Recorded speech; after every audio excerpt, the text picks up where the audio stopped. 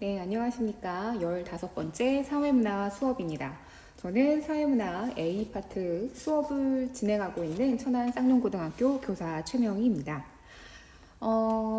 오늘은요, 일단은 지난 시간에 제가 한번 잠깐 화면을 멈춰서 한번 풀어보고 문제풀이는 우리 다음 시간에 하자고 했던 그 문제, 그 문제 확인을 하고요. 그리고 교과서 75페이지에 나와 있는 관료제 라고 하는 개념이 있습니다. 이 관료제에 대해서 살펴보도록 하겠는데요.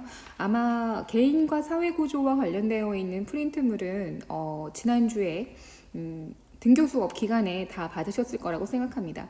거기로 따지면 관료제의 의미와 변화라고 해서 7페이지에 해당되는 내용이니까 프린트랑 같이 보셔도 도움이 되실 것 같아요.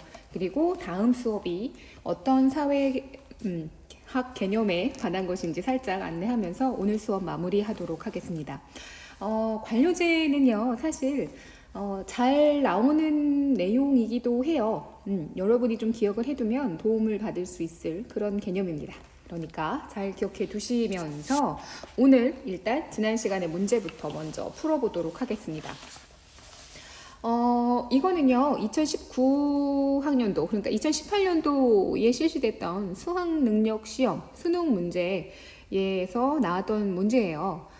여기에서 지금, 우리가 활용하고자 하는 개념은 바로, 자발적 결사체입니다. 자발적 결사체는 요 3번에 나와 있는 공통의 관심사나 목표를 가지고 자발적으로 결성한 집단을 자발적 결사체라고 한다. 우리가 지난 시간에 얘기했었죠. 그러니까 16번에서 질문하고 있는 자발적 결사체 A에서 C에 대한 질문이라고 했을 때 A, B, C 모두 친목집단, 이익집단, 시민단체 요 세 가지 중에 무엇인지 정확하진 않지만 일단 자발적 결사체라고 하는 점은 분명하기 때문에 다가 아니라 색깔을 좀 바꿨으면 좋겠어요. 다가 아니라 나라고 하는 것에 바로 요 질문이 들어가야겠죠. 그렇기 때문에 3번은 정답이 아닙니다. 자, 가입과 탈퇴가 자유롭다라고 하는 것은 자발적 결사체가 가지고 있는 특징 중에 하나였습니다. 그렇기 때문에 자발적 결사체인 A, B, C 모두 가입과 탈퇴가 자유롭기 때문에 예라고 말한 B만 해당되는 게 아니라 A, B, C 모두 해당이 되죠. 그래서 가가 아니라 나라고 하는 곳에 들어가야 올바를 것입니다. 자, 그리고 본질 의지에 의해 자연 발생적으로 형성된 집단이냐라고 하는 표현이 있습니다. 이건 우리가 사회 집단 중에서도 트니스가 말한 공동사회와 이익사회 요 구분이었죠. 그래서 구성원들의 의지가 반영이 돼서 만들어진 집단이면 이익사회. 구성원들의 의지와 상관없이 자연적으로 처음부터 만들어져 있었던, 그래서 태어날 때부터 이미 만들어져 있었어요 라고 하는 것들은 우리가 공동사회라고 한다 이렇게 표현했었죠. 그러니까 자연 발생적으로 만들어졌다, 아니죠. 지금 공통의 관심사와 목표를 가지고 이후에 선천적인 게 아니라 이후에 만들어진 거죠. 그렇기 때문에 2번도 정답이 아닙니다.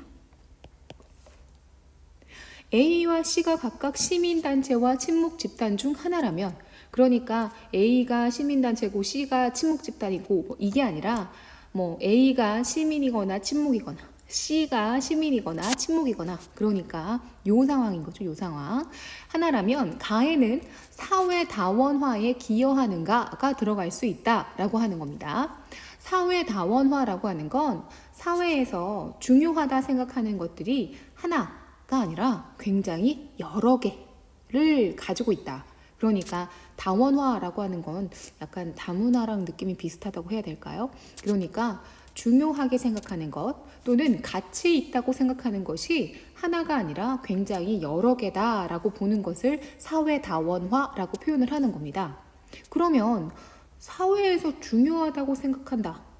다시 말해서 관심사나 목표가 여러 개가 있기 때문에 그래서 우리는 다양한 자발적 결사체들이 만들어지고 또 거기에 가입해서 활동하거나 또는 자유롭게 탈퇴하는 모습도 볼 수가 있습니다. 그렇기 때문에 A하고 C만 해당이 되는 게 아니라 A, B, C 모두 다 자발적 결사체이므로 다원화에 기여한다 라고 표현할 수 있는 거죠. 그래서 가가 아니라 이것도 나여야 되네요. 그쵸? 자, 마지막입니다.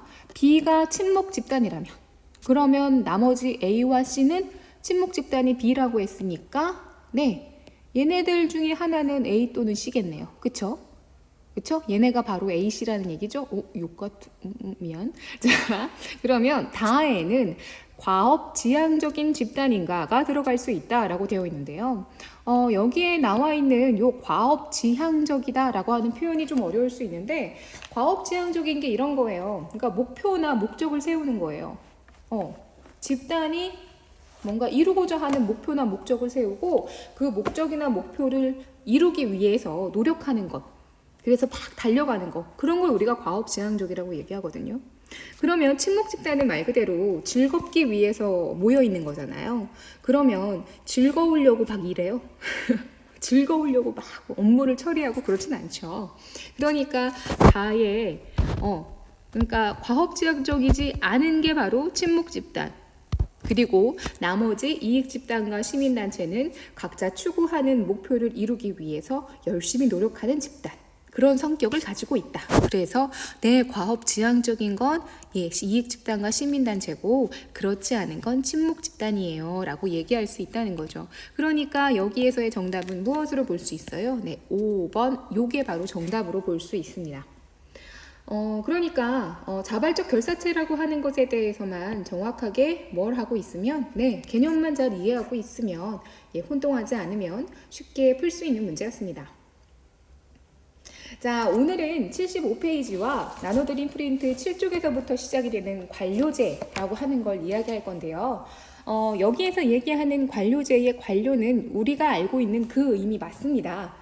대부분 현재까지도 이 공무원, 관료, 국가를 위해서 일하는 또는 어떤 지방정부를 위해서 일하는 그런 공무원이나 이러한 어떤 집단들, 조직들이 여전히 어떤 이러한 형태의 그런 사회 조직, 그러니까 조직의 모습을 보여주고 있기 때문에 그래서 대표적으로 공무원 집단이다 뭐 이런 의미를 담아서 관료제라는 이름을 붙이기도 했대요.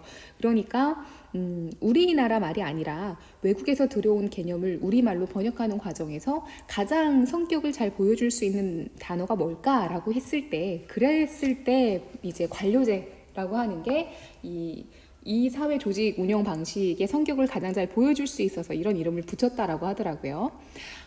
관료제에 대한 걸 일단 정리를 해보고 넘어가도록 하겠습니다. 관료제가 등장하게 된 거는요, 근대 산업화 이후입니다. 그러니까 산업혁명 이후에 각 회사 또는 기업에서는요, 굉장히 많은 어떤 사람 숫자 그리고 이 조직의 규모가 엄청나게 커지기 시작을 했습니다. 그래서 이 많은 사람의 수로 이루어진 이 조직을 좀 더 쉽고 간편하게 말 그대로 효율적인 방법으로 운영하고 관리할 수 있는 방법은 없을까? 그러니까 누구나 그런 생각하잖아요. 조금만 힘들고 많이 뭔가 좋은 결과를 얻고 싶어하는 약간 그런 것처럼 가장 효율적이고 능률적인 그런 어떤 관리 운영 방식은 없을까라고 생각을 했을 때 그때 탁 하고 떠오른 게 바로 관료제라고 하는 방법이래요. 그럼 관료제의 특징은 어떻게 되어 있는 거냐? 바로 수직적으로는 계층화되어 있고 수평적으로는 이렇게 분업화. 그러니까 요런 스타일로 되어 있는 걸 특징으로 하고 있는 그런 규범과 절차, 명시적 규범과 절차 이런 걸 갖추고 있는 그런 어떤 조직 운영 원리를 관료제라고 합니다. 그게 무슨 소리냐면요.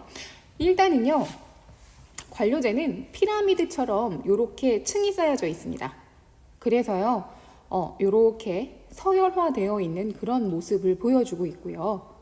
그리고 수평적으로, 그러니까 수직적으로라고 하는 건 이걸 얘기하는 거죠. 위아래로는 이렇게 점점 위로 갈수록 좁아지는 그런 피라미드형의 서열화되어 있는 모습을 발견할 수 있고, 양 옆으로 봤을 때에는 똑같은 위치에서 일들, 그러니까 업무가 톡 분리되어 있는 그런 어떤 모습을 가지고서는 가지고 딱 정해져 있는 어떤 규범, 정해져 있는 업무 처리 절차, 이러한 것들을 가지고 있는 조직 운영 방식이다. 그걸 관료제라고 하겠다라고 하는 겁니다. 이게 무슨 의미냐면요. 좀 더 쉽게 얘기하면 우리가 하나의 회사를 차렸다고 생각을 해봅시다. 가정을 해봅시다. 자, 사장님이 의사결정권자죠. 그러니까 뭔가를 결정하는 사람은 사장이죠, 사장. 그러면 이 사장이 뭔가를 결정해서 그것에 대해서 업무를 이렇게 처리해라 라고 각각의 사람들에게 다 전달을 해야 될 거예요. 각각의 부서들에게.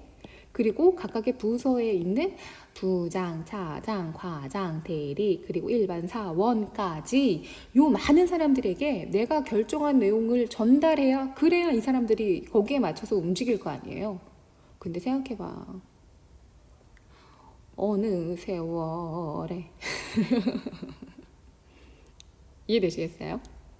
그러니까 무언가 이렇게 일을 하세요 라고 얘기를 하기 위해서 이 계층화되어 있는 이렇게 수직적으로 이렇게 계층화되어 있는 그러한 어떤 체계를 갖추지 않고 있으면 혼자서 엄청나게 많이 말을 하러 다녀야 돼요. 이게 얼마나 비효율적이에요. 근데 여기에 우두머리 하나, 좀 지저분하니까 정리를 하고 다시 얘기를 할게요. 여기에 우두머리에 해당이 되는 각 부서별 부장이라고 하는 요 사람들을 탁 앉혀놓는 거야.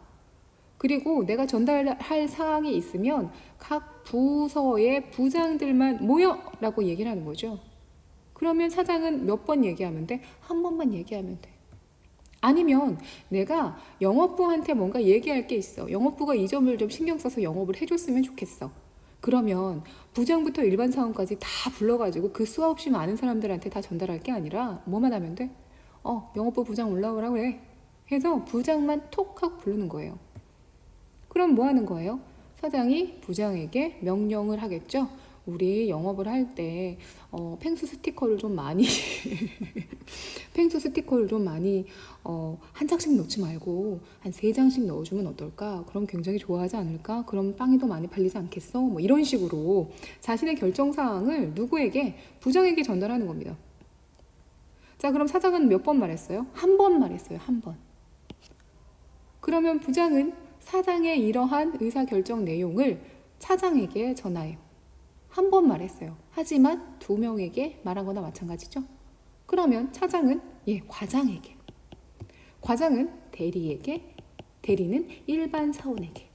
그래서 한 번만 말했음에도 불구하고 회사 구성원 전체가 모두 사장이라고 하는 요 조직의 우두머리, 조직의 수장이 무엇을 결정했고 어떻게 운영하고자 하는지 그 방향에 대해서 모두 다 전달받을 수 있는 그런 어떤 명령 계통이 가능하다라고 하는 게 관료제의 수직적 계층화라고 하는 것의 특징에 해당이 되는 겁니다. 자, 그러면 수평적 분업체계, 기능상 분업체계라고 하는 건 뭐냐? 영업부는 영업만 해요. 마찬가지로 총무부는 총무와 관련된 일만 보고요. 격리부는 격리와 관련된, 제작부는 제작만 하고 기획부는 기획만 짭니다. 서로 이렇게 뭔가 탁탁탁 쪼개져 있어요. 그래서 자신에게 주어진, 각 부서별로 주어진 업무만 처리하기 때문에 다른 부서의 일들은 신경 쓸 것도 없이 그냥 자기 부서 일만 하는 거예요. 그래서 영업부에서 하는 일, 격리부 일, 총무부 일, 제작부, 기획부 요 각각의 업무들이 탁 하고 해결이 돼서 위에서 착 하고 모이면 그 회사 전체의 업무로 이렇게 조립이 돼서 완성 이렇게 되는 거죠. 그러니까 한 명이 영업도 했다가 격리도 했다가 총무도 했다가 제작도 했다가 이렇게 신경을 쓸 것이 아니라 각각의 부서에서 가장 잘할 수 있는, 그리고 각각의 부서에서 책임지고 해야 되는 그 업무만을 맡아서 하기 때문에 굉장히 업무 처리가 빨리빨리 탁탁탁 처리될 수가 있게 되는 거죠. 다른 일은 신경 안 써도 되니까 영업만 하면 돼. 그러니까 격리 총무 제작 기획은 내가 안 해도 되니까 얼마나 빨리 일을 처리할 수가 있겠어요. 그래서 위아래로는 수직적으로는 이렇게 피라미드처럼 층을 쌓고 수평적으로는 이렇게 똑같이 각자 중요한 업무들을 톡톡톡톡 이렇게 쪼개놓는 그러한 어떤 운영 원리, 그러한 어떤 체계를 갖추고 있는 관료제는 사실 엄청나게 근대 사회에서 산업화가 제대로 자리 잡는데 큰 도움을 제공해 주었습니다. 그래서 관료제는요, 다음과 같은 특징을 가지고 있는데요. 저 교과서에서 가지고 온 거 그대로예요. 자, 업무의 분화와 전문화라고 되어 있는데 이게 뭐냐? 아까 전에 얘기했던 것처럼 영업부는 영업부만, 제작부는 제작부만, 그리고 기획부는 기획부만 업무를 분화, 쪼개놓는 겁니다. 자, 그래서 그 업무만 담당을 해가지고 쭉 하는 거야. 그러면 영업부에 소속돼서 영업과 관련된 일만 진짜 막 5년, 10년, 15년 이렇게 계속 해봐요. 그러면 영업의 전문가지. 영업의 달인이야. 그러면 당연히 영업과 관련된 일은 스스삭삭 엄청나게 빨리 처리할 수 있겠죠. 그렇죠? 그리고 하나의 일을 쪼개놨으니까 각자가 자신의 업무만 맡아서 하면 돼. 그러니까 훨씬 어떤 비용적인 측면에서도 효율적일 수가 있겠죠. 그 다음에 두 번째, 규약과 절차에 따른 업무 처리라고 하는 게 있는데요. 규약이랑 규칙 뭐 이런 걸 얘기하는 거예요. 그러니까 이미 정해져 놓은 게 있어. 이렇게 한다. 그리고 절차. 그러니까 뭐 서류 결제를 받을 때에는 누가 누구에게 가고 그 다음에는 최종적으로 누가 도장을 쾅 찍고 이런 것들이 다 정해져 있는 거예요. 그러면 이거는 이런 의미예요. 정해진 대로만 하면 돼. 그러면 계속 같은 업무를 반복해서 하잖아요. 그리고 정해져 있는 그 순서가 이미 뭐 변화도 없어. 그러면 그래, 순서 다 외우고 있는데 시간 걸릴 게 뭐 있어. 다음번엔 누구한테 가야 되는지 이미 머릿속에 다 들어있죠. 그러니까 일이 빨라지죠.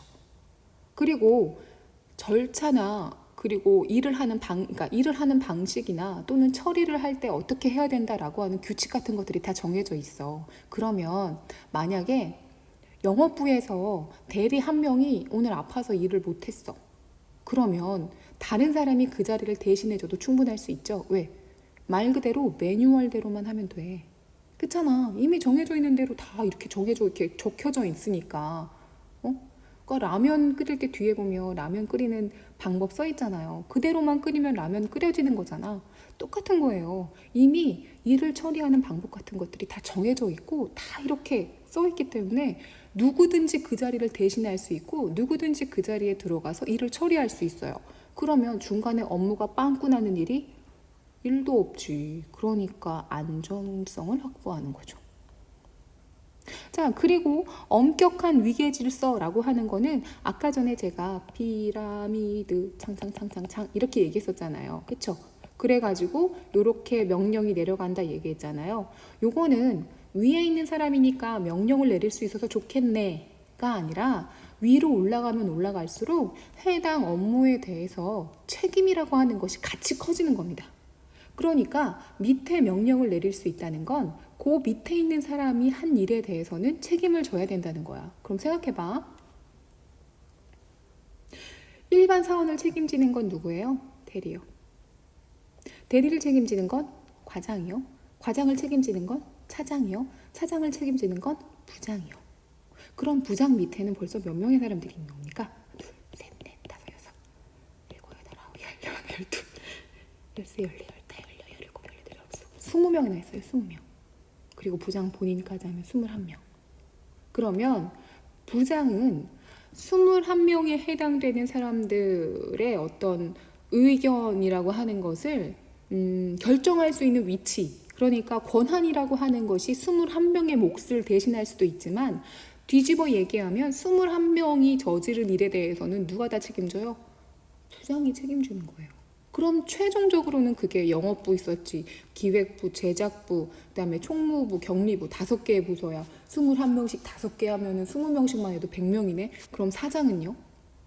사장은 100명에게 무언가 하라고 지시할 수 있는 권한을 갖지만 뒤집어 얘기하면 그 100명이 저지른 일에 대해서는 책임을 져야 된다는 얘기예요. 그렇죠? 그래서 누가 책임지는지도 분명하게 정해져 있습니다. 자, 그런 다음에 연공서열에 따른 보상책이 이렇게 되어 있죠. 이 표현이 좀 어려워요. 왜냐하면 익숙하지가 않아서. 연공서열이라고 하는 건 뭐냐면요. 경력이요, 경력. 이게 경력이 쌓이면 쌓일수록 공이 큰 걸로 보겠다라고 하는 거거든요. 그럼 서열이라고 하는 건 줄 세우는 거 얘기하죠. 그러니까 경력이 많은 사람일수록 더 일을 잘한다. 그리고 일을 더 많이 열심히 했다라고 하는 걸로 인정해서 거기에 따라서 보상을 하겠다는 겁니다. 그렇게 되면 10년째 일하고 있는 사람하고 이제 1년 일한 사람하고 누가 더 많은 보상을 받겠어요? 네, 10년을 일한 사람이 더 큰 보상을 받겠죠. 이건 뒤집어 얘기하면 이 사람은 앞으로 시간이 흐르면 흐를수록 더 큰 보상을 받을 수 있다라고 하는 그런 말로도 해석이 가능하기 때문에 그 조직의 고직의 구성원으로 존재하는 사람은 내가 내년에는 더 많은 보상, 그 다음에는 더 많은 보상을 받을 수 있겠지. 다시 말해서 나는 안정적으로 여기 이 조직에서 계속 자리 잡을 수 있겠구나라고 하는 그런 신분의 안정성, 신분을 보장받을 수 있겠구나라고 하는 걸 보여준다는 거죠. 그래서 우리 프린트에서는요. 프린트 소리가 들리겠네요. 다음과 같이 관료제의 순기능을 이야기하고 있습니다. 나 잘 적어야 될 텐데. 자, 펜으로 바꾸고. 첫 번째로 관료제의 순기능으로서는 여기 효율적으로 업무를 처리한다는 것 때문에 효율성이라고 하는 것이 순기능, 아주 훌륭한 기능을 가지고 있다 이렇게 얘기를 하고요. 그 다음에 요 규약과 절차에 따른 업무 처리, 그리고 불필요하게 이게 구성원들이 연공 서열에 따라서 보상을 받기 때문에 두 번째로는 해당 조직이 안정적으로 움직일 수 있는 안정성이라고 하는 것을 순기능으로 들고 있습니다. 그 다음에 우리가 여기서 얘기한 것처럼 권한과 책임을 분명히 하는 이러한 위계 질서가 엄격한 것 덕분에 그래서 불필요한 갈등을 막을 수가 있고, 그리고 업무가 규약과 절차에 따라서 딱 정해져 있기 때문에 그래서 구성원이 바뀌어도 언제든지 그대로만 수행하면 되기 때문에, 매뉴얼대로만 하면 되기 때문에 문제없이 해결할 수 있습니다. 그리고 이 일 다음에는 이렇게 해야 되는구나 라고 하는 예측도 가능해서 굉장히 안정적으로 우리는 일을 해결할 수 있습니다. 하지만 문제는 이러한 관료제도 나쁜 점은 있어요. 첫 번째는 뭐냐면 이게 아저씨 저쪽에 사고 났어요. 빨리 와보세요. 그랬더니 거기 우리 구역 아니에요. 저기 500m 떨어진 데에 있으니까 그쪽 가서 말씀하세요. 그러니까 권한과 책임이라고 하는 것이 이게 명확하게 되어 있고 또 일을 처리하는 게 딱 절차가 정해져 있다 보니까 거기 우리 구역 아니에요. 절로 가세요. 아니면 그거 지금 이렇게 말씀하시면 안 되고 저기 신고서 작성해 오세요. 이런 식으로 절차가 우선되는, 그러니까 일을 효율적으로 처리하려고 만든 절차인데 오히려 효율적인 거는 모르겠고 절차만 지키려고 하는 그런 어떤 모습들을 발견할 수 있게 되더래요. 그런 걸 우리가 잘못된 관료제의 역기능으로 얘기하면서 뭐라고 얘기하냐면요. 목적 전치 현상이라고 표현합니다. 목적 전치 현상.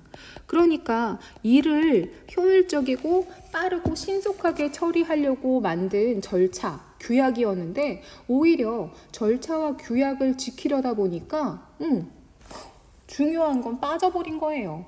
그래서 프린트에서는 그렇게 얘기하고 있네요. 응급실에 갔어.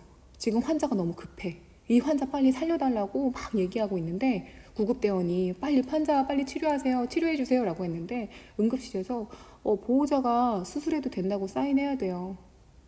그렇게 사인해야지만 우리 수술할 수 있어요. 죄송합니다. 이러면서 그냥 방치해 두는 거예요. 원래는 그거 뭐 때문에 하는 거였을까? 수술이라고 하는 걸 빨리빨리 하려고 보호자 사인 한 방에 받으려고 그렇게 딱 절차랑 이런 걸 만들어 놨을 텐데 그거 지금 안 했으니까 수술 못 해준다라고 얘기하는 거야.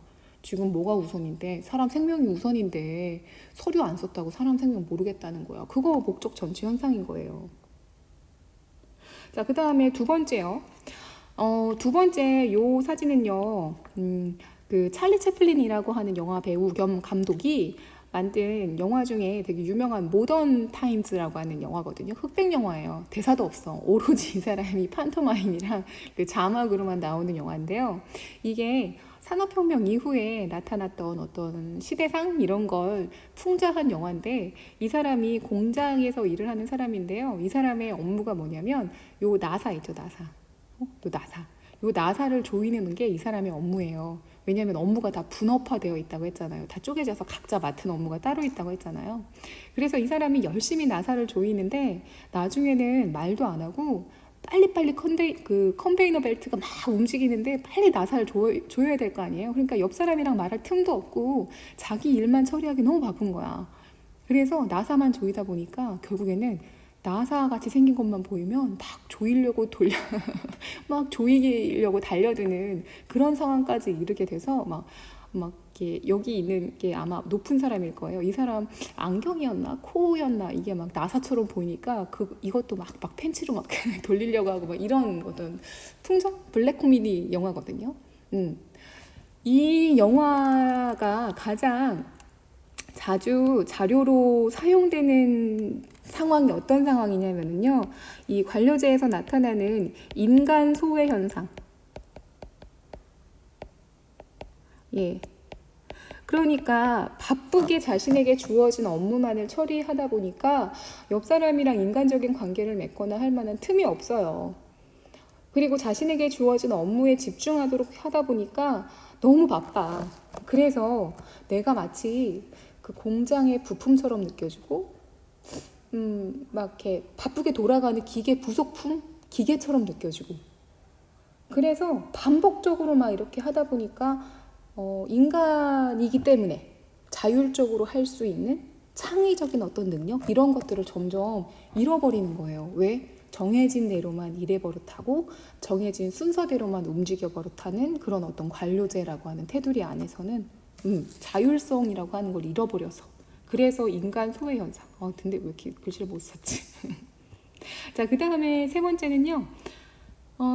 조금 두 가지? 한 세 가지 같은 게 이게 좀 섞여 있다고 보시면 되는데요. 부장님, 이번 프로젝트에 새로운 프로그램을 사용해보면 어떨까요? 반응 좋을 것 같은데. 라고 했더니, 뭐라고요? 뭐라고? 예, 야, 나 그 프로그램 쓰는 법 몰라. 근데 배울 생각 있어, 없어? 일단 없어. 없으니까, 그러니까 자네가 알아서 해. 근데, 문제 생기면 나는 책임 안 져. 오, 이런 상사면 좀, 화날 것 같은데. 네. 그러니까, 새로운 프로그램을 써봐요. 이거 반응 좋을 것 같아요. 그러니까, 어떤 변화하는 그러한 어떤 트렌드가 있으니까 거기에 한번 이제, 우리 한번 해봐요. 라고 했더니, 나 그거 쓰는 법 몰라. 근데, 그 변화에 대해서 적응하려고도 안 하죠. 그러니까 변화에 대한 적응력도 부족해요. 적응력. 근데 또 그나마도 무슨 일 생겨도 난 몰라. 그러니까 무슨 일이 생겨도 안 돼. 무사안일주의. 그치? 그리고 복지부동. 책임 없어. 난 책임 없어. 난 책임 몰라. 왜? 어차피 나는 이 자리 그만두고 나가세요 라고 하는 정년 때까지 계속 있을 거거든. 그래서 이 연공서열이라고 하는 것이 많은 비판을 받는 것 중에 하나가 경력이 쌓이면 쌓일수록 그러니까 시간이 흐르면 흐를수록 경력이 쌓여서 어떤 노하우랄까 기술이랄까 이러한 것들이 굉장히 훌륭하고 새내기들 신참들보다는 더 잘할 수 있는 능력자 그렇게도 평가가 되지만 또 다른 한편으로는 시간이 흘러도 내 자리는 계속 이 자리를 지킬 수 있다라고 하는 그런 어떤 프린트에 나와 있죠. 뭐 복지부동한 자세들 또는 무사 안일주의. 오늘도 무사히 잘 넘어갔네. 뭐 이런 태도들 때문에 뭔가 새롭게 더 발전할 수 있는 기회를 스스로 이제 포기해버리는 어떤 그런 상황들도 나타난다 하는 그런 어떤 단점들을 지적받기도 하는 게 바로 관료제입니다. 근데 그나마도 이 관료제는요, 산업사회에서 조직이 엄청나게 크기 때문에 그래서 이런 어떤 역기능을 가지고 있음에도 불구하고 관료제는 참 적합한 운영 방식이다라고 해서 다양한 사회 조직에서 잘 이제 적용돼서 이제 활용이 되기도 했었어요. 그랬는데 정보사회라고 하는 상황, 정보화, 정보사회 이게 되니까 그때부터는 얘기가 달라지기 시작합니다. 왜? 그때부터는요. 아까 전에 보여줬던 그 관료제의 역기능이라고 하는 것들이 오히려 더 크게 부각되고요. 그리고 정보화 사회에서는 이전과는 다르게 요 딱딱한 구조, 관료제처럼 위계 서열이 막 철저하고 정해진 대로만 움직이고 이래야 되는 그런 어떤 딱딱한 구조에서는 정보화 사회에서는 살아남을 수가 없는 그런 게 돼버린 거예요. 왜? 정보 사회는 어떤 사회니까? 지식과 정보, 남들이 모르는 것, 남들이 생각하지 못한 것. 이해되세요? 그러니까 남들이 생각하지 못한 그런 어떤 창의적인 생각을 하기 위해선 창의적이고 유연한 새로운 형태의 조직들, 새로운 형태의 조직 운영 방식, 이게 필요하다라고 하는 걸 느끼게 된 거죠. 그래서 결국 관료제가 아닌 새로운 조직 운영 방식 등이 등장을 하게 되는데요. 그걸 우리가 탈관료제라고 부릅니다.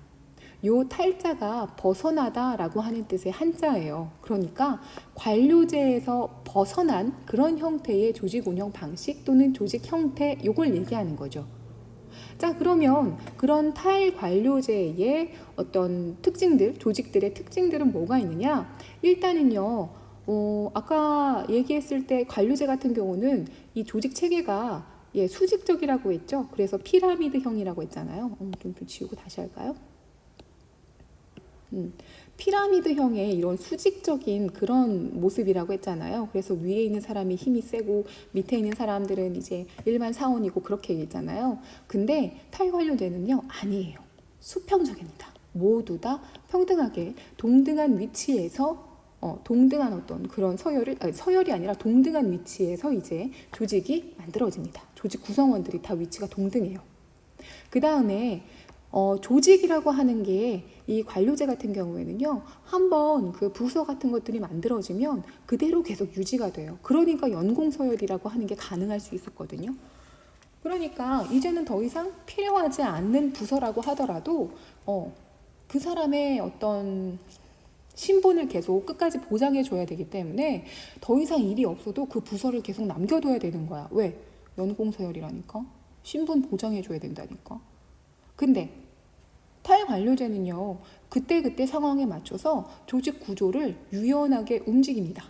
그래서 필요할 때 만들어지고 다 활동을 한 다음에는 다시 뭐 원래의 본 조직으로 흡수시킨다던가 아니면 한시적으로만 만들었다가 이렇게 해체한다던가 그러한 어떤 모습들을 보여주고요. 그리고 보상도요, 연공서열, 그러니까 경력이 많으면 많을수록이 아니라 너의 능력을 보여줘.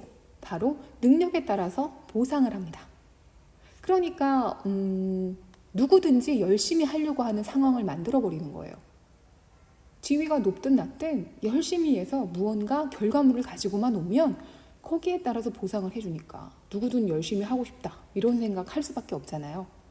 그리고 요 중간관리층이라고 이 표현되어 있는데 이 중간관리층이 누굴 얘기하는 거냐면 바로 아까 전에 얘기했던 요 부장님들, 중간을 연결해주는 여기 사장 좀 깨끗하게 지울게요.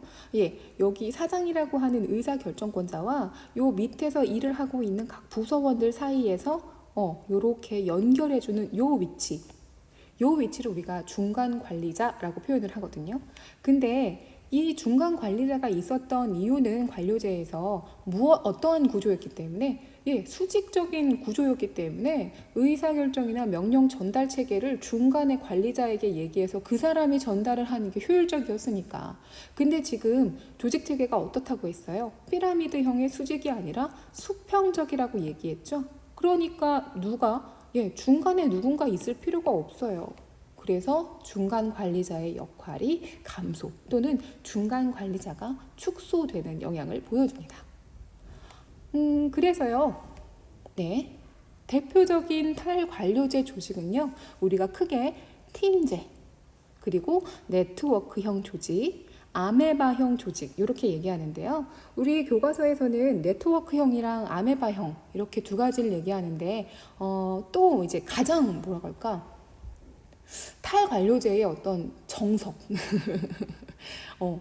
정석에 해당되는 어떤 그런 조직이 바로 팀제라고 생각하시면 돼요. 이 세 가지는 기억해 두시면 좋을 것 같거든요. 팀제는요, 말 그대로 팀을 구성하는 겁니다. 종소리! 제가 지금 저희 반 교실에서 수업을 하고 있거든요. 네.